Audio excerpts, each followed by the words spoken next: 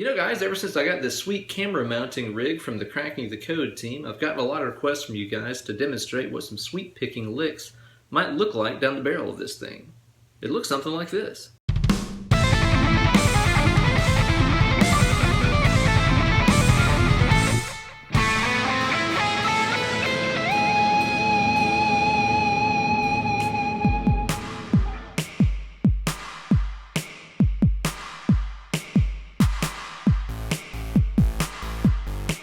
Hello there kids, and welcome to Weekend Wankshop. Here with your good buddy, Uncle Ben. If there's one thing that kids love these days, it's doing a Snapchat. If there's two things that kids love, it's doing a Snapchat and swoop picking an arpeggio. Using this cool camera mounting rig, I'm going to give you guys a couple of good angles of the kinds of sort of pick slanting changes that you need to be incorporating to make your sweeps smooth as silk. But before we get into it, let's hear that lick again at sweep dad speed.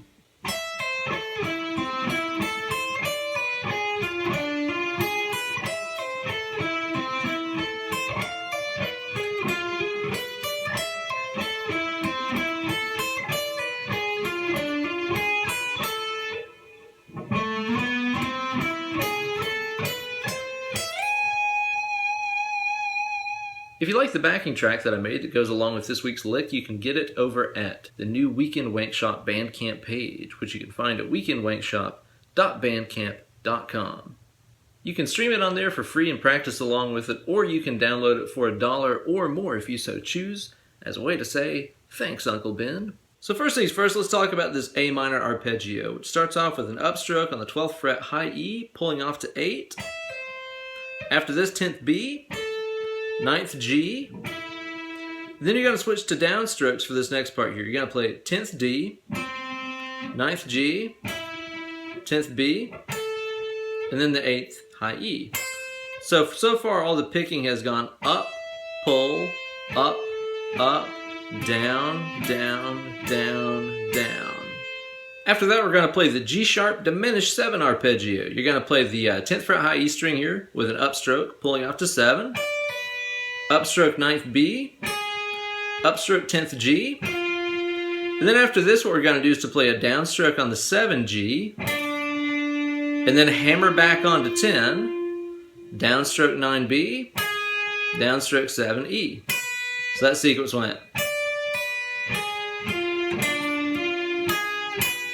up, pull, up, down, hammer, down, down. After that, play the A minor literally exactly how you did before. Same pick strokes and everything. Up next is the B diminished 7 arpeggio, which you might notice is the exact same shape as the G sharp diminished 7 arpeggio. So it's going to be played like this. 13th high E with an upstroke, pulling up to 10. 12th B, upstroke. Upstroke on the 13th G. Downstroke on the 10th G. Hammering on to the 13. Downstroke 12B, downstroke 10th E. So after you've played A minor, G sharp diminished 7, A minor, B diminished 7, you're going to play the A minor again, just like before. After that, you're going to play the G sharp diminished 7, just like you did before here, so the kind of 10-7 dude. And then to kind of resolve the whole thing, all I'm doing is landing here on the 10th fret B string, on the root note A. So whenever that A minor chord rolls around, I'm right there on its root. Always a strong choice. So again, slowly here we'll have A minor, G sharp diminished 7, A minor, B diminished 7, A minor, G sharp diminished 7, and lastly, the root note A for A minor.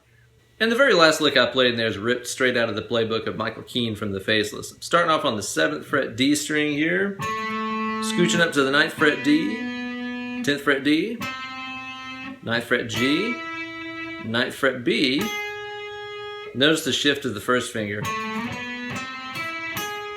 After this I'm going to play the 10th fret B, 12th fret B, 13th B, 12th high E, sliding up to 16, and a little shake with the old kickstand over here. Notice the first finger muting these strings.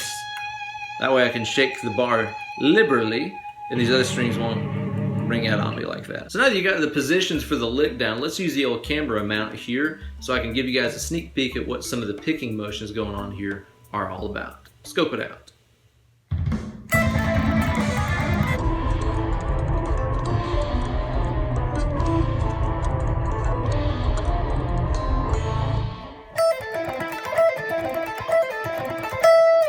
So as I'm playing through arpeggios like that, you might notice the pick doing a little bit of slanting like this.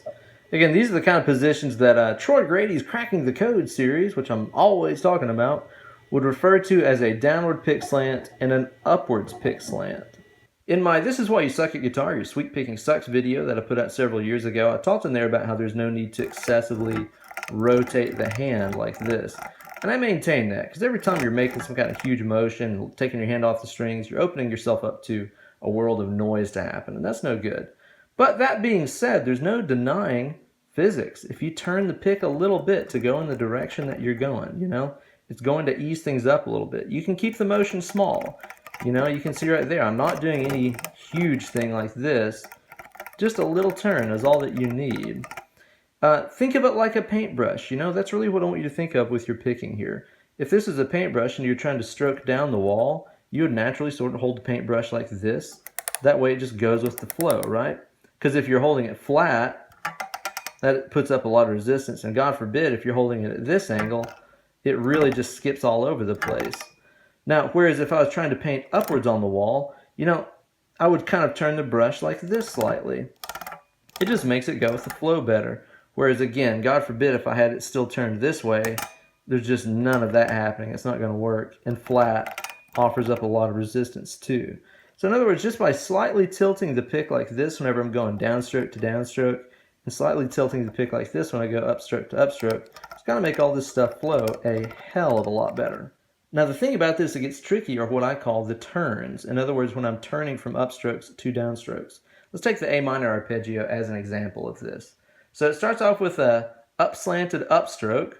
That way my next upstroke is easy as just pushing through the next string, you know? So I go upstroke on the E with a pull-off to another upstroke. And then when I hit this G string next, you got to think, that's the final upstroke, right? Because after that I'm going to a downstroke on the D and more consecutive downstrokes. So on that final upstroke before I change direction, so in other words the one that happens on the G string, I've got to slightly scoop the pick back like this. See how I kind of turned the wrist? That's the real key. Because whenever you scoop it like this, now I'm above the D string, I can start my downstrokes. If I kept the pick very flat, then I've got to hurdle over the D string to start doing those downstrokes. And that is not a reliable or accurate motion. The string hop is kind of the enemy. You want your string hopping to be built into the pick stroke. And whenever you curve around like this into that scooped upstroke, now you're ready to start downstroking again. It's going to make this whole thing a lot easier. That turn is really the key that I find really helps students kind of get used to playing these sweep picking passages. It's always where they're changing directions from ups to downs that really gets them. You could even just try that sequence right there, just playing the first segment to get used to just doing just the turn right there. Scoop, down, up, pull, up, scoop, down. That's what I want you to practice right there before you start worrying about all these other parts of the exercise. So that kind of scooped upstroke that we used on the A minor arpeggio is kind of a specialized thing anytime that you're playing an arpeggio that has you changing directions on a new string, you know?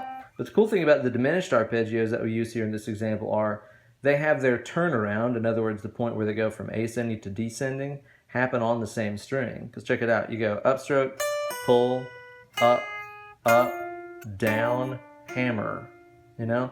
So basically what happened right there is I did the first note on the G string, the 10th fret here with an upstroke, and then I just came right crashing back down for the 7th fret, and then I do that hammer on. So it's 10, 7, hammer, and now I'm ready just to push this pick through the B string 9 and high E string 7. So again, in the B diminished arpeggio, it's the same way. Up, pull, up, down, hammer, down, down. There's no need for one of those specialized kind of turning strokes like that one. because we're changing directions on the same string. Up, pull, up, down, hammer, down, down. Notice too, as I go through these, whether it's a down to down or an up to up, I'm typically resting on the string above me. Don't be afraid to let that string above you be kind of a stopping block for your pick. In other words, don't go through the string and kind of hover in the middle like this, and then go through and hover, and then go through and hover. I'm really resting on that next string. That serves as a great physical stopping point to help me feel when I've reached that next string. And then it's also great too, because whenever it's time to play that note, I just push a little more and I'm through it. Rest strokes, that's what you really need to worry about with this stuff.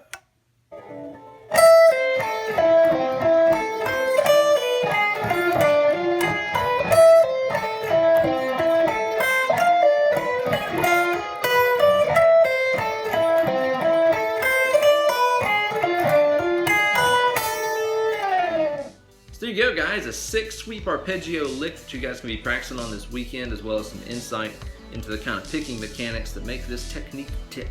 Thank you guys so much for watching. I really appreciate it. Be sure to like this video and subscribe to my channel. Also, if you could, do me a favor and go to facebook.com/UncleBenEller and like my brand new Facebook fan page. You can also follow me on Instagram and Twitter @BenEllerGuitars. If you'd like to book some one-on-one Skype lessons with me and talk about theory and technique and all that jazz, you can drop me an email, BenEllerGuitars@gmail.com. Drop me a line and I'll get back to you as fast as I can.